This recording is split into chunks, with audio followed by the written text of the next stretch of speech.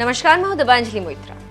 RSS प्रमुख मोहन भागवत एक कार्यक्रम में शामिल होने पहुंचे थे। इस दौरान उन्होंने दंगाइयों पर जमकर निशाना साधा और उन्हें नसीहत दे डाली।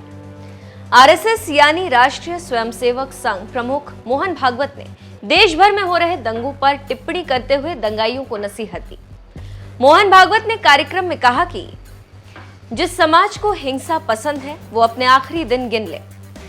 भागवत ने यह भी कहा कि हिंसा से किसी को फायदा नहीं होता, सभी समुदायों को एक साथ मानवता की रक्षा करनी चाहिए। दरअसल भागवत के इस बयान को पिछले दिनों रामनवमी और हनुमान जयंती के मौके पर देश के कई हिस्सों में हुई हिंसा से जोड़कर देखा जा रहा है। भागवत कंवर राम धाम में संत कंवर राम के प्रपौत्र साईं राजलाल मोडिया के गद्दी नशीनी कार्यक्रम में मुख्य अतिथि थे। इस दौरान उन्होंने कहा कि हमें हिंसा त्यागने और शांति कायम करने वाला होना चाहिए।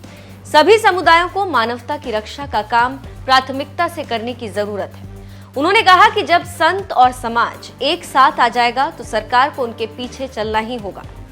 आपको बता दें कि मोहन भागवत संजय शेरपुरिया द्वारा पाकिस्तान में रह रहे हिंदुओं की पीड़ा पर लिखी गई किताब मैं माधो भाई एक पाकिस्तानी हिंदू का लोकार्पण करने पहुंचे थे। इस दौरान अपने संबोधन में उन्होंने पाकिस्तान में रह रहे हिंदुओं और पाकिस्तान से भारत आने वाले हिंदुओं की पीड़ा के बारे में कहा कि सिंधी समाज के लोग गंवाकर नहीं बल्कि सब कुछ छोड़कर आए और एक दिन भारत फिर से अखंड जरूर होगा। उन्होंने आगे कहा कि कुछ सिंधी भाई अपने धर्म और जमीन की रक्षा के लिए पाकिस्तान में रुक गए थे और कई लोग जमीन ना बचाकर अपने धर्म की रक्षा के लिए भारत आ गए।